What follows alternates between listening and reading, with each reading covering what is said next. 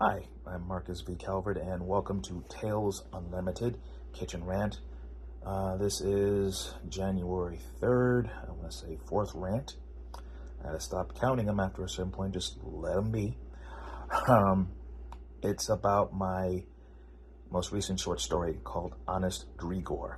I come to Honest Bob's used cars. Well, this is Honest Grigor's used spy car dealership. Yes, spy car. As in, people drop off all sorts of spy cars from different organizations, entities, and of course for different reasons, usually to see what they can get for those clunkers. So his people assess, and he gives them a generous take. And where would this place be? How do you keep it off the grid? That's something to be fleshed out. It would really make an interesting show. Anyway, Honest Grigor has this one long-standing customer, dude named Moses Labram. Now, Moses, his thing was he was an ace stuntman, like a cowboy, black cowboy, gets abducted by aliens who want a stuntman in one of their films. And how aliens came to find us, the whole breakdown, if I do say so myself, it is different. It is not anything I've ever heard. It actually explains why humanity's progress into space kind of like went and just kind of leveled off. It's intentional, man. It's aliens. They did this to us. Anyhow, I won't give that away. If you ever catch me live, ask. I might tell you, because I don't know if this one's going to make the final cut. It looks like nightmare fuel that I'll probably use in a novel at some point. But wow, it was worthy. It was a fun exercise, and that's fine. I mean, to you writers out there, a lot of what you write, if you do a whole bunch of short stories, if you go through the battery process, some of your stories are going to be quote unquote duds, and this is a dud technically. It can be salvaged. It can be maybe thrown into another story, or maybe some idea hits you and you just bring it back from the dead and you just call it version, 1A, 1B, 2C, 819, whatever, and just get it done someday. But the thing is, you wrote it, and it's got components and moving parts. And this one, it explains how aliens come to Earth. It explains the rise of superhumans. It explains how this muscle car from another galaxy ends up in this dude's garage that he built around it because some dude named Moses shows him and looking like Dolomite with the hair, the 70s cool, right? Bell bottoms, all shebang. I mean, puts 7 figures in his hands and says, hey, look after my ride, I'll be back. And he dumps 7 figures in this guy's hands every single year for 10 years. What was his rep once he got away from this evil alien production company? He made his way to Earth, and guess what he became? The ultimate escape driver, the ultimate getaway driver. So imagine an alien-enhanced dude who has an alien-enhanced car, something that would make the LTD in Men in Black look like Little Mary Sunshine, right?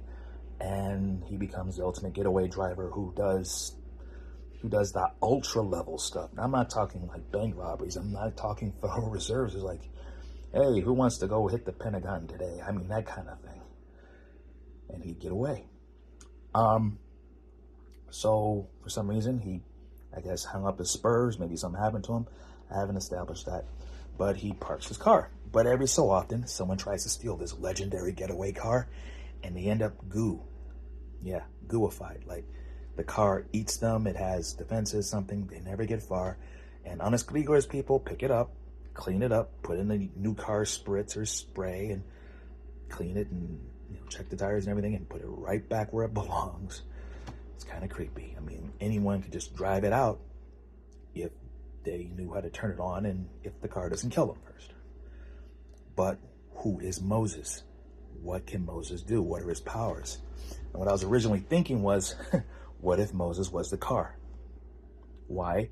Because I took some antagonist cookbooks and I generated this guy, and what I got was somebody who could literally have been that car.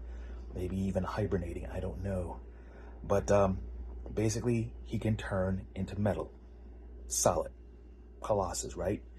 Or he can turn into liquid metal. Think T-1000. alters his body into other objects, metal, solid or soft. He can sprout weapons. He can sprout gadgets. He can sprout devices without them leaving his body. So, let me think. So let's say he wanted to reach into his stomach and offer you a grenade to use upon your enemies. I know grenades have, chemicals, moving parts. Somehow, the alien tech just gets around that. Tosses a grenade, blows up just like a regular one. Maybe even better. And he can turn into a desk. He can turn into a fridge. He can turn into a jar of jelly, but it's metal. And it's dense if you try to pick him up because he's compressing all of his weight into it. Now, here's the rub. Here's what makes him scary. It's not the fact that he can grow up to 50 feet. No. It's not the fact that he can sprout miniguns and just shoot in all directions. It's not the fact that he can feed on any metal that he touches. No. What makes him scary is that, let's say he shoots you with a certain projectile, he can turn you into him. Imagine him walking into a small room of elite Delta Force guys and he shoots them all with these little, spikes. And they get hollowed out from the inside out and they become loyal minions. And he says, okay, guys, spread out. Grow my flock. How's that for a boss, villain, super menace that needs to be stopped? Ugh. All right, it's out there. I'm Marcus V. Calvert. This is Tales Unlimited Kitchen Rants. Please like and subscribe. I think I'm going to go on a run here. See how long it lasts. Bye-bye and stay safe.